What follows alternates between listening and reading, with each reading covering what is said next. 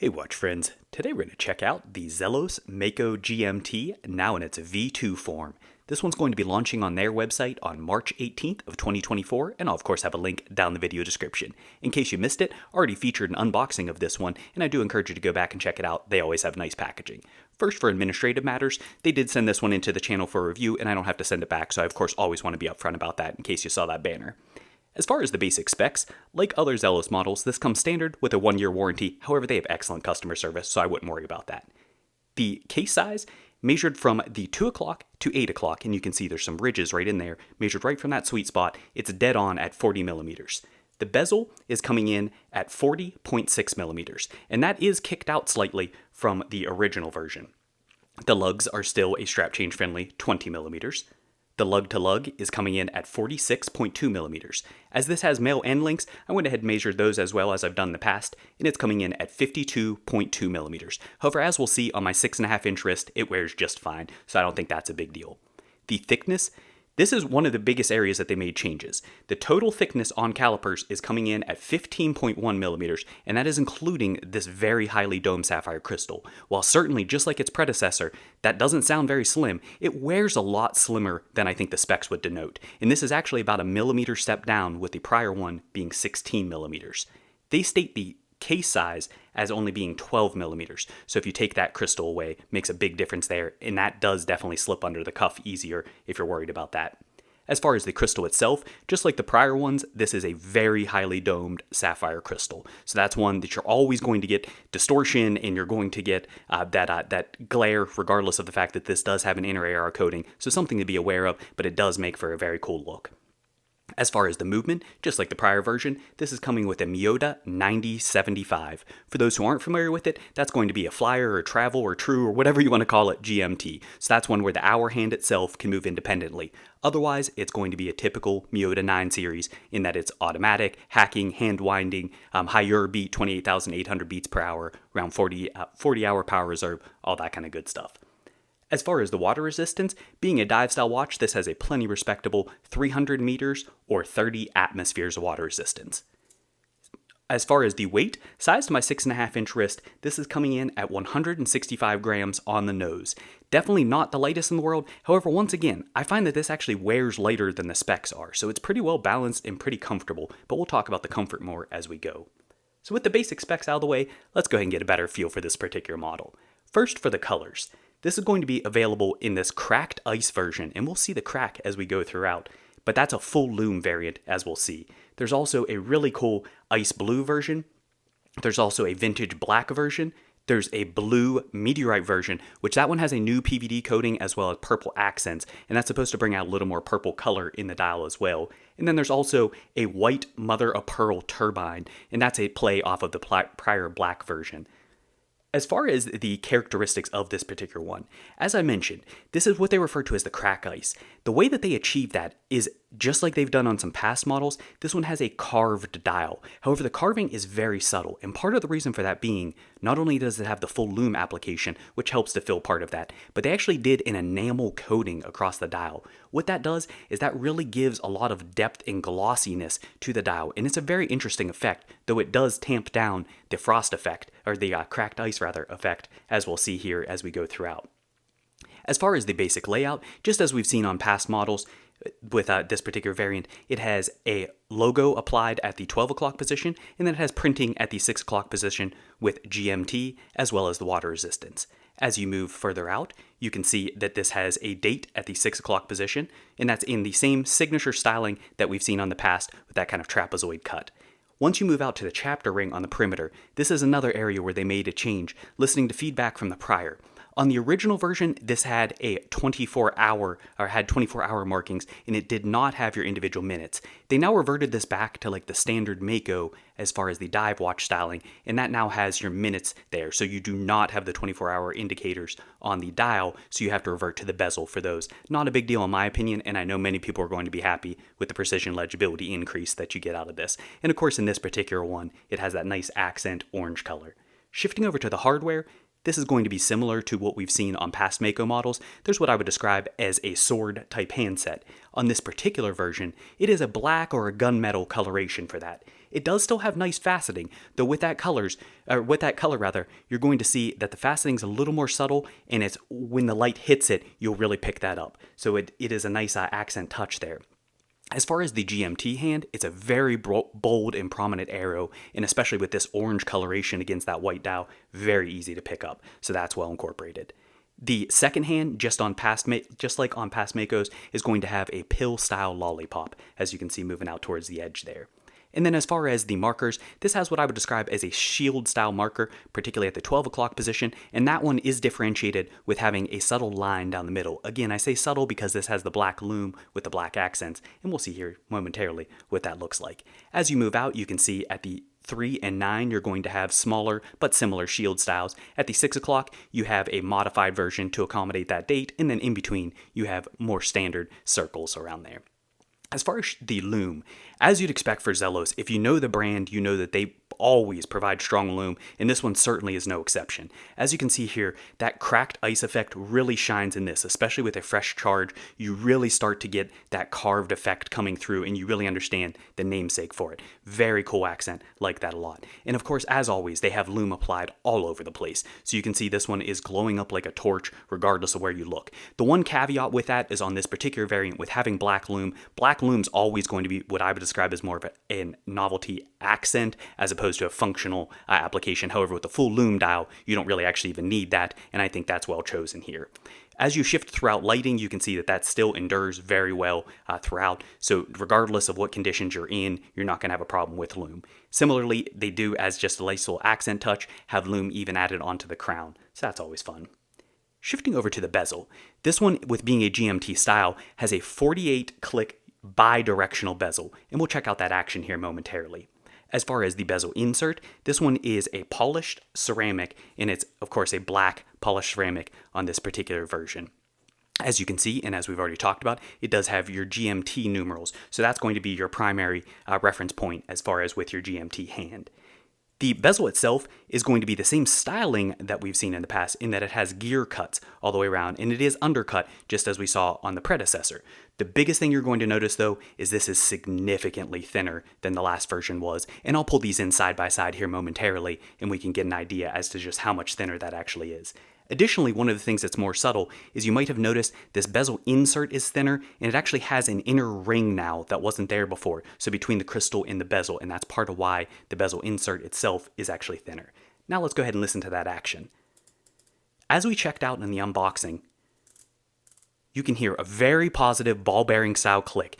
Very smooth action, virtually zero play, exceptionally well dialed in for a bidirectional bezel, which is not an easy feat. So I think that's really impressive. This is actually better than their past bidirectionals that I've experienced as well. So I don't know if that's just the sample of one or if they're really getting that fine tuned, but this is excellent. I can't complain about that at all. As far as the case, it's going to be very familiar for those who know the Mako model. The case profile and silhouette remains the same pretty much across the lineup. So you're going to see it's a relatively thin, for the dive styling and for the overall thickness, relatively thin mid case. Here you have a very well tucked and relatively thin case back as well that we'll look at further. And then the bezel, as we've already talked about, it's still fairly prominent. However, it's definitely much less so than the past. The real profile addition comes from that very highly domed crystal. As far as the case itself, though, it does have a nice flow for the downturning of the lugs. You can see there's a chamfer cut on the underside, as well as chamfer cut at the top of the lugs, which that not only adds visual interest, but that also does help to visually slim it out. There's horizontal brushing running the length of the case, and then of course, as we already saw, those kind of mill cuts in for the lugs, which I think gives it a nice flow overall.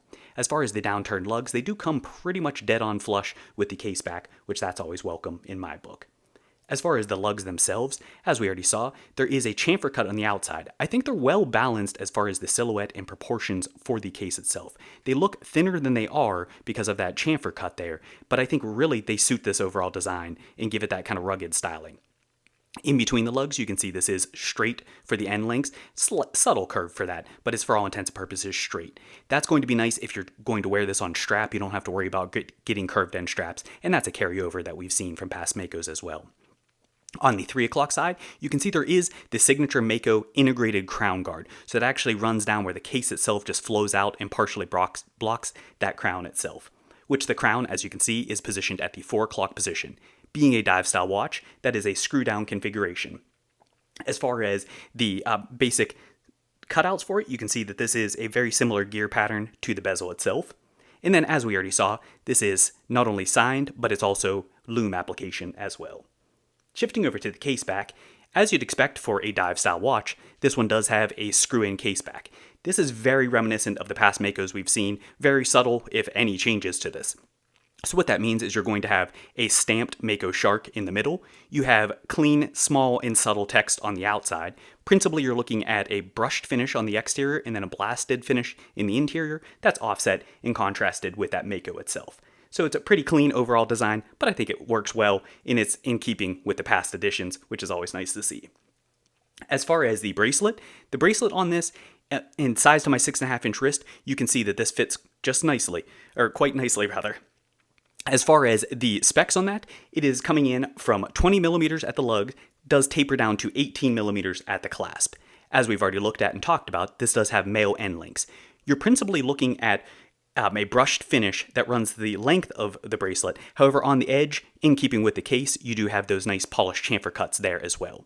It is a basic 3-link configuration. However, this has nice rounding and smooth flow to it. And that's one of the things that we're going to talk about throughout with the bracelet, is it has a really smooth radius, not only in the exterior, but on the interior as well. As a result, it wears extremely comfortably, much more so than most 3-links do. So not only does it have nice fitment, but that really attention to detail piece does definitely get noticed in the user experience.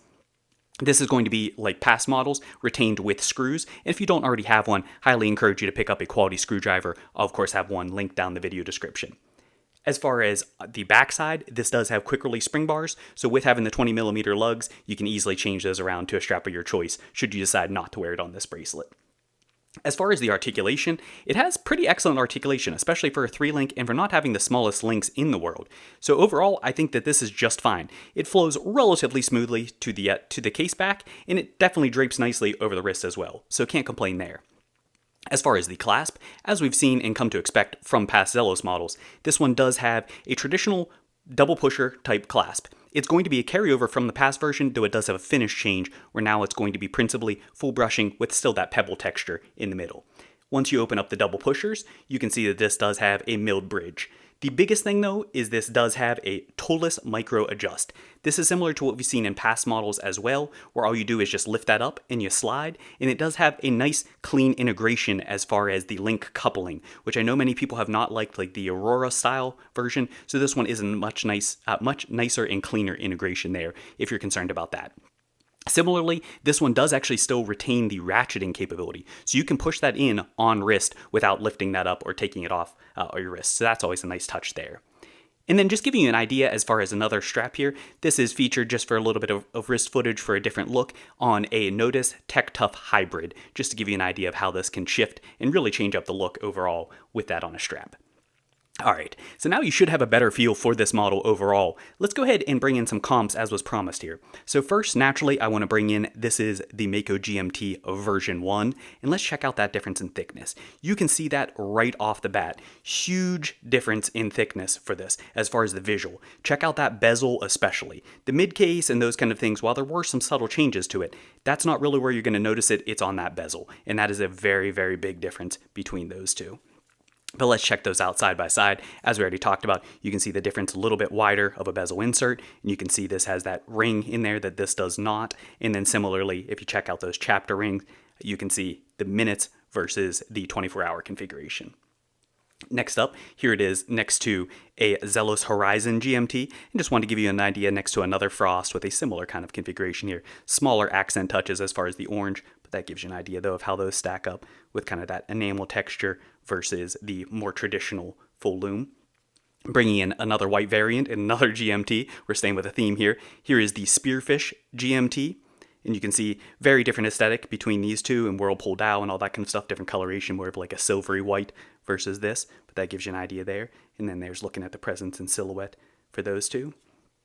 And then finally, bringing it in here is another GMT. This is the Zelos Blacktip GMT. And that gives you an idea there as far as just the visuals and how these two stack up and compare next to each other. And then similarly, looking at that, you can see very different implementation as far as with dealing with that thickness with the NH34 versus the 9075. Alright, so now that we have all that out of the way, let's go ahead and wrap things up with my personal view of the positives, critiques, as well as the overall, or the summary here. So first, for the positives. I've got to say, just like with past Zelos models, this one is, I think, a very solid value for what you're getting. You're looking at a starting price of $529 for this version. It does go up from there with the Meteorite being the most expensive, I believe, $649 for that particular one. But all of those, for getting a Miota 9075 with a flyer type of GMT, that was previously unheard of price range. Additionally, the fit and finishing is always going to be excellent on Zelos. That's something that they set the bar very high for other brands. Very clean brushing, very clean polishing, excellent articulation, great chamfers in radius, all those kinds of things. Excellent there. The enamel, that's something that's a really cool touch here.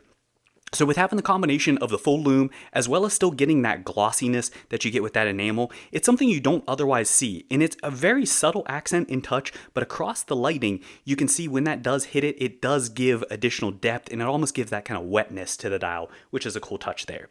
The bezel, as we've already talked about, this is pretty much bi-directional perfection. I can't think of anything that I would say better for that. It's dialed in, it's not too heavy, it's not too light, it doesn't have any play. Excellent there. And then finally, the toolless micro adjust. Can never complain about that. That's something I've pretty much come to expect. And this one, I think, is an excellent incorporation of it. And I know many will like the brushed finish, especially without the hardened coating there. What about some critiques, though? There's really only a few things that I have for this.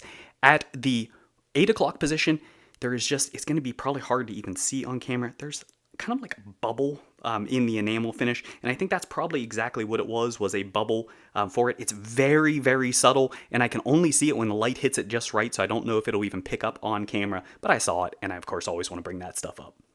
The texture, with this being the carved texture and everything we've talked about, it's possibly a little too subtle for my preference. I wouldn't have wanted it to be too bold. I think I would have liked it to just be kicked up just a little bit more than it is, so it was more readily apparent across all lighting conditions, whereas here, it's really subtle. So you could easily miss that in most lighting conditions. Yeah, it definitely shows in the lume, but otherwise it's really hard to pick up, and I've tried hard with this footage to get the lighting condition just right.